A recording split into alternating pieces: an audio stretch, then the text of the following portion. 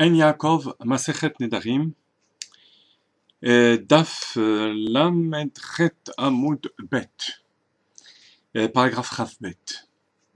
Amar Rabbi Yochanan, Ve'amar Rabbi Yochanan. Betrila haya Moshe, Lamed Torah ou Mashkecha. Au début, Moshe Rabbeinu étudiait la Torah, et devant l'ampleur de la tâche, en 40 jours, étudier toute la Torah, alors il l'oubliait. Ad shenit nalo bematana, jusqu'à ce que Dieu la lui donne en cadeau. Sheneemar vaiten el Moshe kechaloto ledaber, ito behar Sinai, shne lochot haedot ktuvim betzva elokim. Comme il est écrit, il donna à Moshe kechaloto ledaber, lorsqu'il termina de lui parler. Kechaloto, ça s'écrit normalement avec un vav. Là, c'est écrit comme si, on pourrait lire, kechalato, comme sa kala, comme une kala, qu'on reçoit en cadeau par Akadosh Baruch Hu, une fiancée. Les daber ito, avec lui, le Ben Ishraï dit que ito, ça veut dire que il a réussi à retenir la Torah. Behar Sinai, shne luchot haedut, les deux tables de la loi, ktuvim betzva elokim. Alors plusieurs questions évidentes se posent. D'abord que vous remarquez que le passouk qui est cité ne parle pas de l'étude de la Torah proprement parlée, mais des tables de la loi. La Torah qui est gravée par les 10 commandements, au moyen des 10 commandements sur la pierre. On ne parle pas a priori de l'étude de la Torah. C'est ce que Dieu a donné à Moshe, premièrement.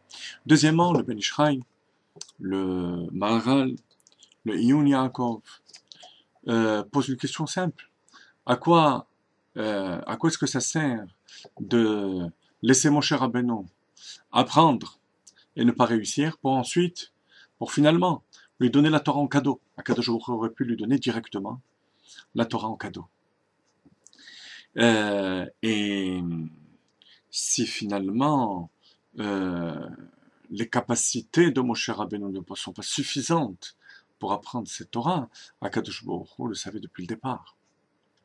Alors écoutez bien, chers amis, c'est une idée qui est beaucoup développée par la Chassidoute. Il y a 3 niveaux dans la Torah, 3 perceptions de la Torah différentes.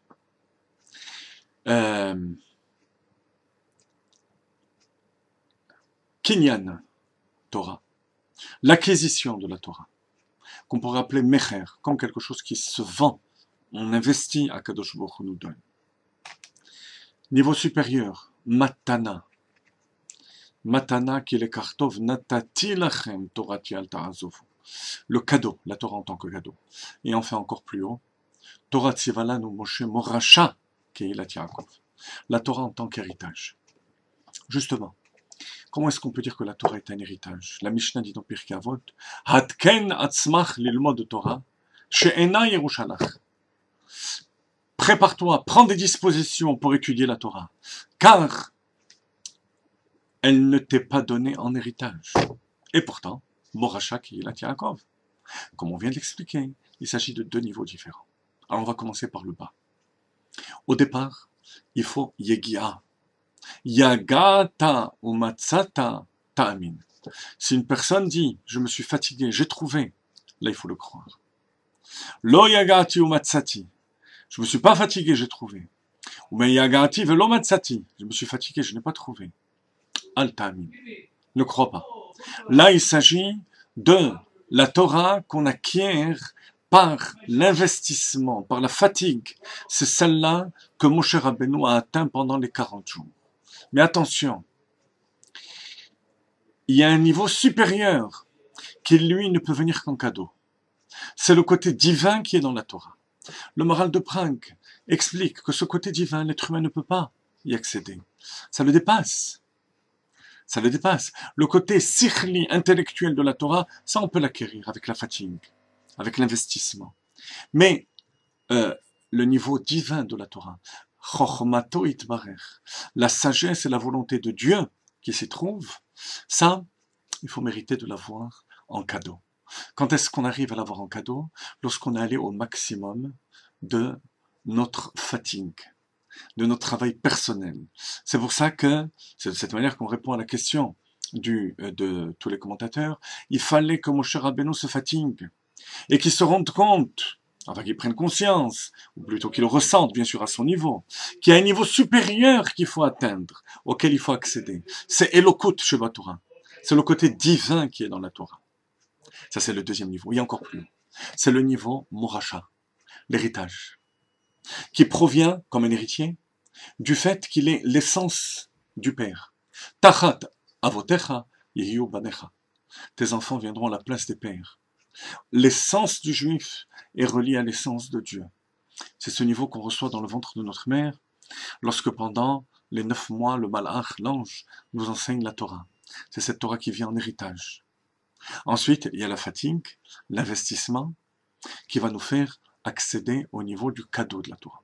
Alors maintenant, vous comprenez aussi, vous avez saisi la réponse à la question qu'on a posée, l'étape de la loi.